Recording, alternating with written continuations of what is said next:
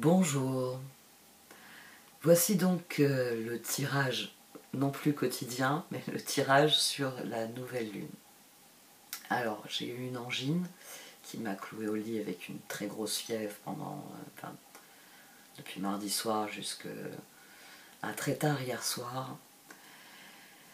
J'arrivais plus à dormir hier soir, c'est pour ça que j'ai fait la vidéo de la nouvelle lune. J'ai encore un peu mal à la gorge, mais ça va beaucoup mieux. C'est plus de la fatigue maintenant, il faut reprendre des forces. Mais je suis très contente de faire ce tirage. Très contente parce que, alors ça m'a manqué les autres jours. Je me suis aperçue qu'en fait, et c'est là que je m'aperçois que oui, c'était un piège au niveau du temps finalement. Parce qu'il y avait le temps de préparation, le temps d'enregistrement, le temps de téléchargement, ensuite le temps de montage, le temps de mise en ligne. Donc il y avait beaucoup de tâches finalement que je répartissais au fil de ma journée en fonction de ce que j'avais à faire. Et c'est là que je me suis aperçue que je récupérais beaucoup de temps, qu'il allait falloir réorganiser beaucoup de choses pour cumuler ce temps, pour qu'il devienne plus utile. Mais voilà, ça m'a manqué. Ça m'a manqué parce qu'en plus, on a des tirages. Il y a eu une période où je me lassais parce que je trouvais que ça stagnait. On est toujours une énergie qui disait patiente, patiente, attends, c'est pas encore le moment, c'est pas encore le moment. Et là, on a encore une fois un tirage extrêmement frappant à plus d'un titre.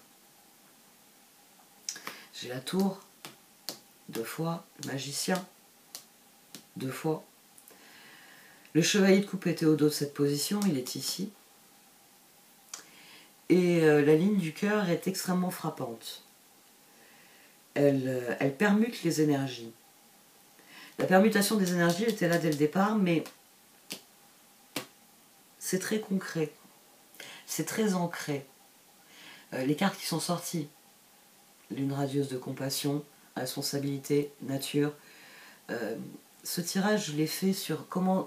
La question que j'ai posée, c'est comment cette nouvelle lune en taureau va s'inscrire dans notre action dans la semaine à venir. J'ai ouvert, puisque bon, elle a lieu en ce moment même.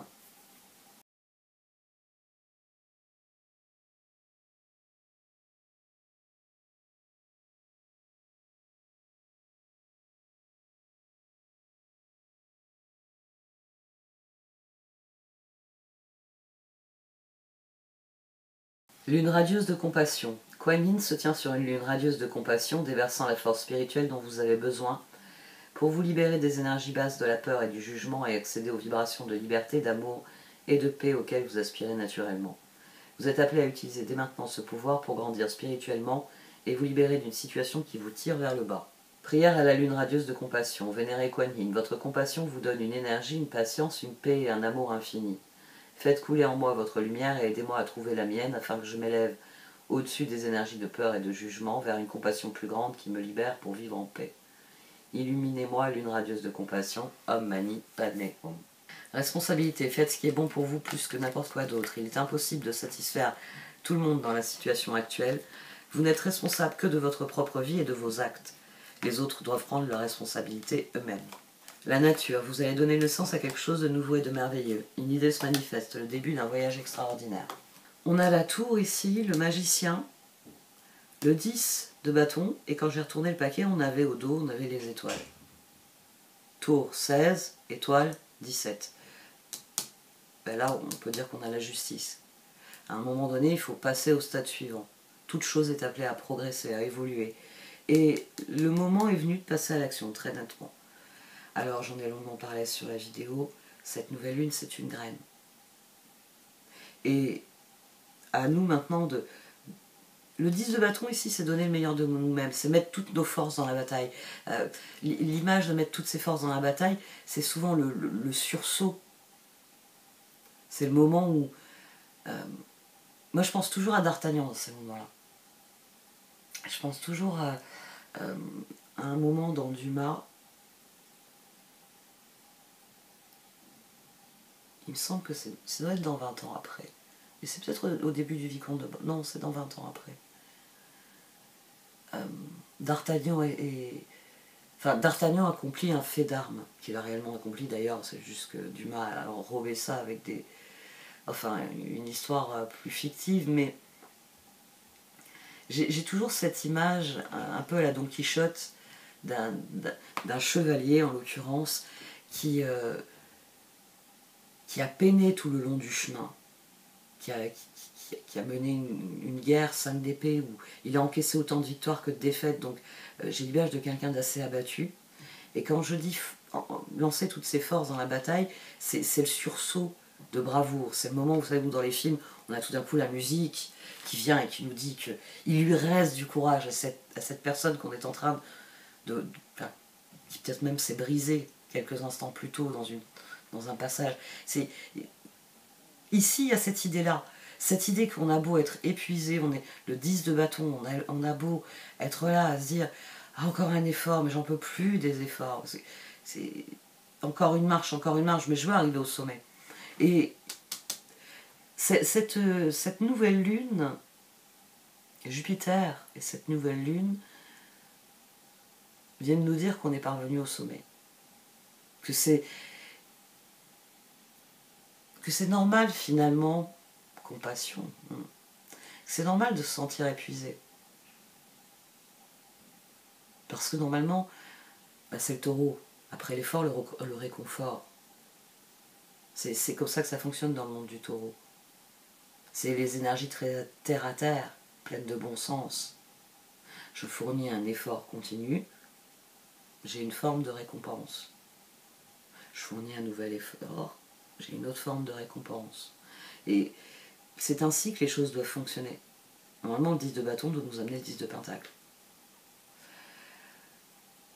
Et c'est quelque chose, on est en train de prendre conscience du rôle qu'on a à jouer. C'est ce qu'on a dans la ligne en dessous. On a l'as de bâton, on a à nouveau la tour, et on a le 2 de coupe. Au dos, on a le 9 d'épée. Et je me suis dit, malgré qu'on ait le 3 de pentacle sur sortir en dernière position, je me suis dit, c'est réellement, on a le sentiment, encore une fois, c'est pas une carte de relation, mon amoureux et moi, non, c'est le sentiment qu'il y a d'autres personnes qui nous ressemblent, et qu'ensemble, on peut créer des choses. On peut faire quelque chose. Ici, on a le cœur qui se dit, il est temps que je prenne un nouveau départ dans ma relation avec l'autre. Parce que désormais, j'ai une relation différente avec moi-même. On a quelqu'un ici qui prend conscience de ses responsabilités, c'est-à-dire de ses réelles compétences, de son réel pouvoir. On en revient toujours au taureau, sûr de sa force. Et c'est pour ça qu'ensuite, du 2 de coupe, on passe au 2 de pentacle. Vient s'intercaler le magicien, tour, magicien, 2 de bâton. C'est pour ça que le 2 de coupe ici, c'est l'appel qui nous dit, c'est l'appel qui retentit en chacun de nous tout le temps. Prenez un petit enfant, mettez-le dans un espace, type cours d'école, un espace sécurisé, où vous pouvez le laisser faire ce qu'il a envie, dans un parc ou autre. Il y a toujours un moment où il va aller voir les personnes qui lui ressemblent. Alors s'il ne trouve pas d'enfants, il ira voir des adultes dont les vibrations lui disent « toi tu peux être copain ». Mais c'est un appel chez nous. Je vous rappelle que la déprivation de contact humain tue un petit humain. Un bébé va mourir du manque de contact humain. C'est quelque chose quelque chose qui a été découvert à un moment donné et qui a révolutionné. Quand Piaget a découvert ça, ça a révolutionné la conception qu'on avait de l'homme. C'est tout d'un coup, ce type-là, il l'a dit. Il a dit quand un bébé n'a pas de contact avec des êtres humains, quand il n'a pas une référence, un adulte référent qui s'occupe de lui, le bébé se laisse mourir. Il se sent seul, il se laisse mourir. Déjà, après cette découverte, la mortalité dans les orphelinats a baissé drastiquement, parce que dans les orphelinats, c'était souvent des bonnes sœurs qui s'en occupaient, elles avaient pour consigne de ne surtout pas créer un lien avec le bébé. Parce qu'on avait peur qu'elles aient la fibre maternelle qui s'éveille, etc. Bon, enfin, l'église et tous ces...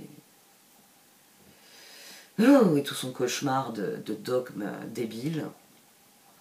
Mais ici, c'est cet appel-là qui retentit, qui dit, bah oui, il y a des méchantes personnes, oui, il y a des personnes, j'ai aucune envie de me retrouver dans la même pièce qu'elles, il est hors de question que je discute avec elles, il est hors de question que je fasse le moindre projet avec elles, mais il y a l'envie d'aller vers des personnes qui nous ressemblent, des personnes avec qui... le 2 de coupe, c'est une carte de promesses. Et les promesses, ici, on a envie de les tenir, on a envie de les manifester. On a envie de jouer constructif, on a envie que ça nous mène quelque part, on a envie que ça nous ouvre les portes de l'avenir. On avait le chevalier de coupe au dos de cette position. On passe du 2 de coupe au 2 de pentacle, au 2 de bâton, le magicien, le chevalier de coupe, le 3 de bâton, la lune, j'allais dire la lune, tempérance. Parce que la graine que vous devez semer, elle est dans votre main. Vous l'avez polie, vous l'avez façonnée au cours de toutes ces dernières semaines, de tous ces derniers mois. Maintenant, il vous appartient. Le chevalier de coupe, alors souvent, on va vous le présenter comme le prince charmant de Disney qui vient vers vous et qui est votre rêve absolu sur Terre, que vous soyez, que vous vous sentiez Cendrillon, Belle au bois dormant ou autre. À chaque fois que j'entends cette interprétation, je pique un fou rire. Je me dis, mais quelle bande de débiles. C'est plus fort que moi parce que c'est réduire le tarot à une expression débile. Il n'y a pas d'autre mot. C'est réduire un instrument qui a traversé les siècles à un jeu de cartes pour savoir avec qui je vais sortir la semaine prochaine. Le chevalier de coupe, c'est la part de nous qui est la plus proche du fou. Ici. C'est la part de nous qui a 7 de coupe, 3 de coupe, 8 de coupe. Qui voit la vie comme une somme d'opportunités, une somme de plaisir, et qui est prêt à se lancer, à lâcher prise sur toute son inquiétude pour vivre profondément ce qu'on désire. Là, on a 3 cartes de coupe, le 8 d'épée au dos. Oui, on a peur de vivre selon son cœur. Mais plus on va penser en termes d'opportunité, de créativité, et plus l'endroit où on doit mettre nos efforts va devenir évident. Plus le prochain pas à faire devient évident. Plus on prend nos responsabilités et on acquiert donc véritablement le pouvoir de faire les choses. Responsabilité est devenu un mot, c'est devenu un gros mot. Dès que vous prononcez ce mot-là, c'est l'un des mots, quand vous le prononcez, tout le monde fait la gueule. Oh là là, qu'est-ce qui va me tomber sur la tête? Alors que ça a toujours été une notion qui rend puissant. Quelqu'un qui prend ses responsabilités, c'est quelqu'un qui assume. C'est quelqu'un qui a le courage de faire les choses. C'est le courage de dire les choses. Pourquoi cette notion est devenue un gros mot? À quel moment on s'est dit, oh là là, bou, bou, bou, on va laisser le fardeau aux autres? Ça fait partie de toute cette novlangue. Et heureusement, il y a de plus en plus de gens qui dénoncent ça. Le fait qu'on déforme les mots. Qu'on déforme donc les concepts, les archétypes. L'autre jour, j'ai écouté une conférence sur Jung. Et d'ailleurs, il y a un livre que j'aimerais lire. Il y en a un autre. J'ai une bonne douzaine de listes de livres parce que j'ai essayé de compiler ça, je crois que c'était en février, pour faire le point un peu sur mes lectures, tout ça. Et je me suis aperçue que j'avais tellement de listes où j'ai écrit des titres. Mais j'y ai rajouté ce livre-là. Parce que oui, j'ai envie de relire un peu des choses qu'il a écrites sur les archétypes. Et ça m'a frappée dans cette conférence. La personne parlait parler vraiment de l'œuvre de Jung, de son parcours. Mais nous sommes en train de détruire ce qu'il avait découvert. C'est-à-dire que à un moment donné, il a compris, il a conceptualisé le fait qu'il y avait des grands archétypes qui traversent toute l'humanité. C'est-à-dire que culturellement, moi j'ai une culture occidentale, alors la culture occidentale, c'est on va dire ces 50 dernières années, même un peu plus, a beaucoup absorbé des autres cultures, mais c'est possible parce que justement, avec les autres cultures, nous avons ces archétypes communs. C'est-à-dire que tout être humain, quel que soit l'endroit où il est né, a une image mentale de sa propre humanité, une image mentale de sa mère, enfin de ce que doit être la figure de la mère, la figure du père, la figure de la famille, de la communauté. Et c'est très important de se reconnecter réellement à son cœur, parce que à force de dire que la science représente tout, que plus on est savant, que plus on sait de choses, plus on est fort, c'est une perte de bon sens. On est en train de laisser au mental une place prépondérante, alors que le cœur et le bon sens devraient indiquer la voie. Et ici, c'est ce qui se passe. C'est le moment où chevalier coupe, on s'offre le droit de vivre, le droit d'exister, le droit de prendre le pouvoir qui est réellement le nôtre. C'est roi de pentacle, 9 de coupe, fou. Ce tirage, à nouveau, il forme une boucle. Parce que là, on a le 3 de pentacle, ici on avait le 2 de coupe. C'est-à-dire qu'à un moment, au moment où on commence à se dire « j'ai envie d'eux », et qu'on se tourne vers l'extérieur, qu'on se tourne vers les autres, on se tourne vers son environnement, il y a beaucoup de choses qui deviennent évidentes, le prochain pas, les objectifs. Mais aussi qu'il va falloir abandonner, j'ai envie de dire, toute velléité de décider. Il va juste falloir prendre la responsabilité du sac qu'on porte sur le dos, de la personne que l'on est. Il suffit juste de ça pour réellement entrer dans une nouvelle ère, une ère de bien-être. Je suis ce que je suis. Je suis en travaux, je suis en construction. Et fort de ce que je suis déjà, eh bien je travaille à ce que je veux devenir. Ça aussi, la fameuse... Vous savez que je l'emploie très peu, hein, la fameuse meilleure version de soi-même. C'est très vite, j'ai abandonné ça dans les tirages. Je vous ai dit, j'en ai marre. J'entends tellement dans n'importe quel contexte que je ne supporte plus cette formule. Ben oui, parce que quelque part, en nous noyant dans cette formule, de la même manière qu'on veut évacuer la notion de pouvoir qui se rattache aux responsabilités, en utilisant cette formule, on crée un ras-le-bol. On nourrit les narcissiques, donc on nourrit les problèmes, mais pour les gens normaux, il y a un moment où ça suffit. Ça suffit. C'est ici, c'est la nature qui reprend ses droits. Les choses doivent être d'une certaine manière. C'est le pragmatisme du taureau. On a vraiment, avec cette nouvelle lune, on a un appel à faire preuve de bon sens. Parce que ça suffit maintenant. Parce que, je l'ai dit dans la nouvelle, pas dans la nouvelle lune, dans la vidéo de Jupiter. Et je le dis à chaque fois que je parle de ce genre de choses, lisez les nouvelles d'Asimov. La plupart, elles font une dizaine de pages. Et vous allez lire un truc, vous allez vous dire, mais pourquoi j'ai pas lu ce truc-là avant? Parce qu'il a un talent de conteur. Il y a une mise en situation en quelques pages. Il vous décrit une situation et il pose un problème moral. Le moment où l'intelligence artificielle, dans son monde à lui, il les appelle les robots sortent du schéma, sortent du contrôle des humains. Et ils s'interrogent. Quelle était l'intention de l'humain derrière le robot? Le robot a-t-il désormais lui-même une intention propre?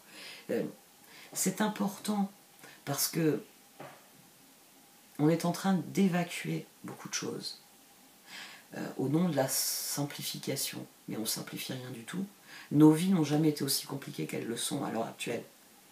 Le nombre de choses à considérer au quotidien pour avoir une vie épanouissante, c'est devenu effarant.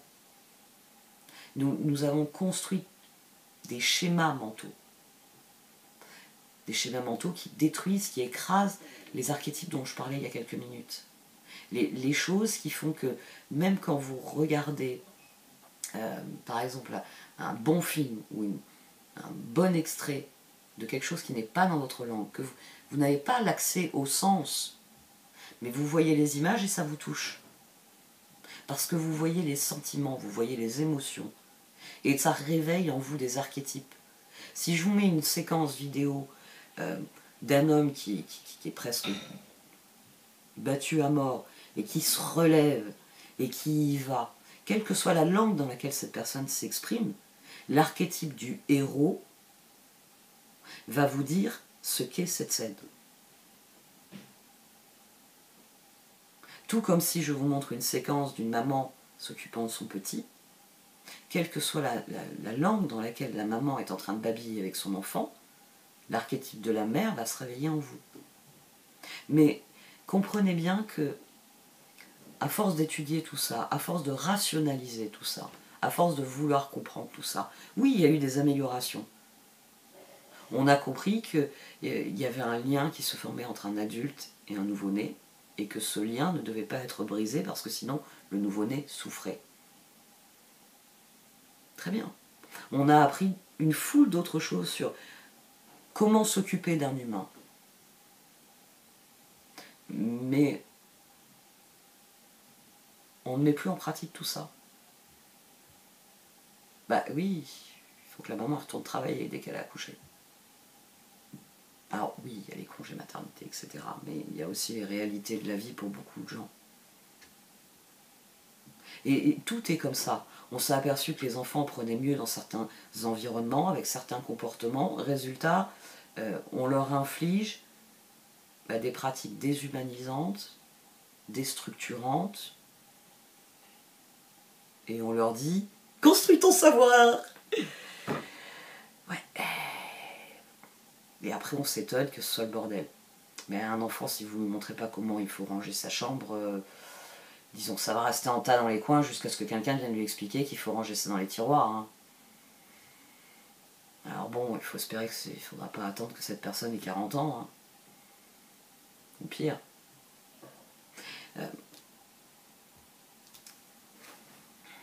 Moi, je vais tirer les cartes d'oracle parce que je parle de beaucoup de choses. Oui, beaucoup d'entre vous, enfin, vous l'avez compris, je suis en train de me repositionner. À force de vous dire repositionnez-vous, ça y est, moi j'ai le sentiment d'urgence sur ça. Il y a beaucoup de choses que je développe là qui s'inscrivent dans certaines de mes réflexions. Et c'est pour ça que cette énergie me plaît tant. Parce que je me sens encore plus alignée, en phase avec les choses. Même si les choses sont difficiles, elles sont ce qu'elles doivent être. C'est pas de la résignation. C'est simplement que c'est dur de se relever, vous savez, quand on est à genoux par terre et qu'on saigne beaucoup. Mais c'est toujours possible. Moi j'ai une collection de séquences de ce genre-là. Des séquences que j'ai notamment dans des films ou des séries. Il y a 2-3 mangas, je sais exactement l'épisode qu'il faut que je regarde pour voir le héros tout d'un coup se lever, et je regarde que ce passage-là. Et je le regarde et je réveille en moi l'archétype du héros. Parce que, notamment dans un des mangas, ce qui est bien accentué, parce qu'on entend en voix off, on entend le personnage parler, se redonner du courage à lui-même, et ce discours fait bien comprendre que le courage, on ne peut le trouver qu'en soi. Les ressources n'existent qu'en soi. Et que si on veut faire la différence, on est obligé de se relever. C'est un discours concernant la résilience qui, chez moi, réveille beaucoup de choses. Trouvez comme ça des outils qui vous permettent de vous donner le sursaut. Pendant un moment, quand je faisais les tirages cristaux, je le disais. D'ailleurs, il faut que je recommence à en faire. Je vais avoir du temps, je vais recommencer à en faire. Quand je faisais les tirages cristaux, je vous le disais, quand vous méditez, vous comprenez, vous acceptez quelque chose, vous définissez une intention, fixez-la dans un cristal. Prenez une pierre, quelle qu'elle soit. Plus, j'ai envie de dire ça, son énergie sera en accord avec ce que vous développez, mieux c'est. Et vous fixez ce qui a été compris, ce qui a été accepté, ce que vous avez décidé. Et vous utilisez cette pierre comme un talisman. Vous en prenez soin. Vous la mettez dans votre poche et quand vous sentez que vous flanchez, vous mettez la main dans la poche, vous prenez la pierre. Et vous revenez à l'état de paix, de plénitude, qui était le vôtre au moment où vous aviez cette pierre dans la main et vous avez dit « Très bien, désormais je sais avec certitude, je comprends certaines choses. Et en fonction de ça, je décide. Je décide de ce que va être la suite. » Là, la responsabilité qui est dans votre main ici, le rappel que vous créez de cette responsabilité que vous avez prise à un moment donné, de dire les choses sont ainsi, je vais en faire ça. Vous serez surpris de voir à quel point, à chaque fois que vous prendrez cette pierre dans la main, l'ancrage fonctionnera, vous ramènera à cet état de constat, marche à suivre. Un état de paix, je sais, je fais. Et c'est là, enfin moi j'utilise par exemple le passage dont je parlais dans cette optique-là, et c'est là que réellement les choses commencent à évoluer et vous le sentez, vous le voyez. Après cette nouvelle lune en taureau, je vous l'ai dit, cette nouvelle lune en taureau est une graine. Normalement vous devriez voir sortir la pousse qui va devenir le pied, qui va devenir l'arbre. Et plus tard, il y aura sûrement une forêt à cet endroit-là. Pour l'instant, il faut déjà que cet arbre pousse. La première chose à faire, c'est s'occuper de cet arbre. La forêt, on verra plus tard. Plus vous êtes conscient de cela, plus le prochain pas devient évident. Un dernier point, parce que j'ai commencé à le développer, mais je ne l'ai pas fait. Ici, on a le 10. Ici, on a le 11. Donc la roue, la justice. Toutes ensemble, on a la lune. Les cartes là, sur la ligne des coupes marquent bien que le moment est venu de passer au rêve, de passer à l'expression de l'absolu qui est la carte de l'étoile. Maintenant, je m'offre le droit de me sentir à ma place, de dire non, là, j'ai pas envie d'y aller. C'est par là que je vais. Et d'y aller. Et on va sortir les cartes d'oracle, parce que sinon, dans une heure, j'y suis encore. Et dans une heure, je vais pleurer sur ma gorge.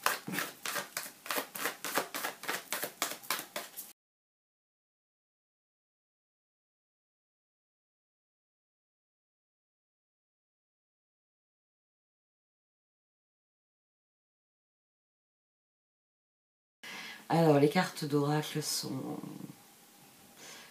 tout à fait alignées sur tout mon discours. On attire ce à quoi on dédie notre attention et on a la carte des ressources infinies sur celle-ci. Parce que, ça y est, nous pouvons libérer nos intentions. C'est de ça qu'il s'agit avec la graine. Le moment est venu de libérer nos intentions. Nous avons suffisamment réfléchi à ce qu'étaient nos vrais objectifs, nos vraies valeurs, nos vraies envies, notre véritable, on va dire, chemin. Cette carte est intéressante à plus d'un titre. Elle est intéressante visuellement et bien sûr dans le concept qu'elle développe. Elle est intéressante visuellement parce que, vous le voyez, on dirait un œuf. Alors il y a les ailes ici hein, qui se déploient, mais en plus l'espèce de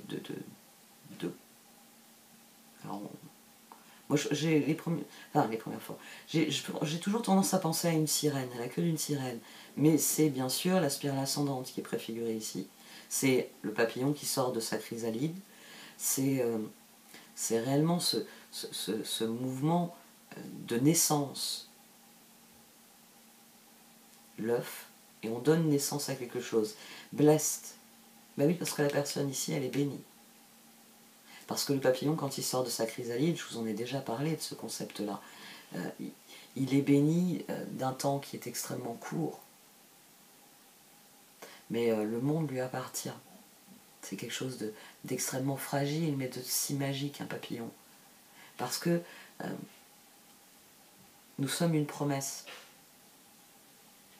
Et c'est à nous de tenir, d'accomplir la promesse.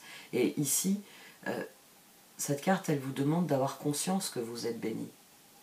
Que vous avez reçu des talents, que vous avez reçu des ressources, que vous portez en vous quelque chose qui ne demande qu'à s'exprimer. C'est ça la bénédiction.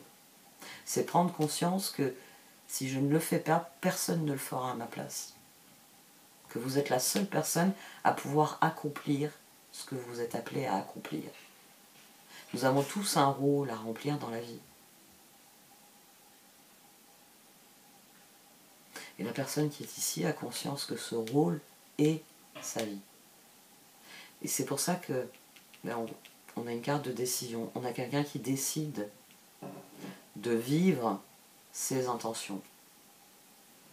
Qui décide qu'on attire ce à quoi on dédie notre attention. Donc je vais déployer mes ailes et voler vers l'endroit où j'ai toujours voulu aller. Il y a une énorme énergie de renouveau et de guérison. Le terrain il est beau, il est souple, il est prêt à recevoir les graines. Il a été préparé, il a été travaillé en profondeur. Vous avez le champ le plus incroyable dans lequel planter vos graines. C'est toute cette nouvelle énergie. Et vous renouez avec le geste le plus ancien qu'il soit. Parce que ça, c'est un geste très ancien, le fait de semer, le fait de mettre en terre. C'est des gestes qui sont extrêmement anciens, qui sont inscrits en nous. Ben oui, c'est pour ça que quand vous mettez un enfant, vous l'asseyez, il va se mettre à gratter le sol. Parce que c'est devenu de l'atavisme, c'est comme ça. C'est le sol, je suis un petit humain, je dois gratter et y mettre quelque chose. Un jouet, à défaut d'une graine. Peut-être que j'aurai d'autres jouets qui vont sortir. Les choses se mettent à leur place, elles deviennent tellement évidentes que la position à adopter, elle devient aussi. Et plus on sera en paix avec le processus, plus on sera au présent dans ce processus, meilleur ce sera. Nouvelle lune, je plante une graine. J'ai 1 an devant moi,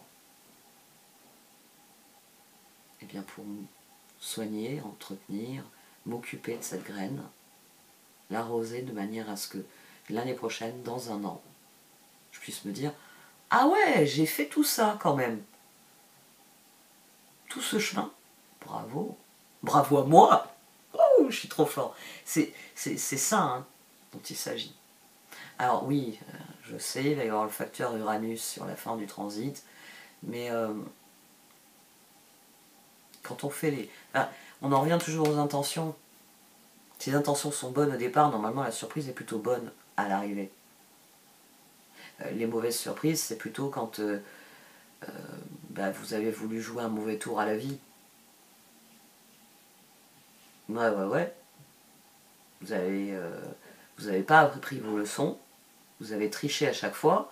Le jour où on vous met dans des conditions où vous ne pouvez pas tricher, non, il est hors de question que vous ayez vos petites feuilles de triche.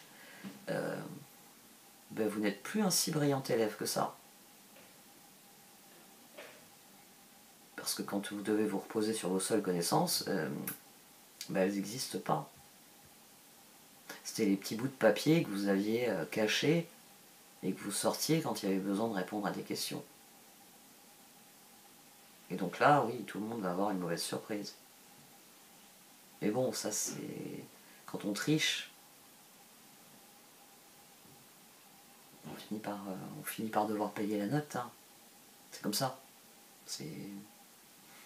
Soyez en paix avec la situation. Plus vous serez en paix avec la situation, plus ça vous indiquera que même s'il y aura des surprises, ce seront de bonnes surprises.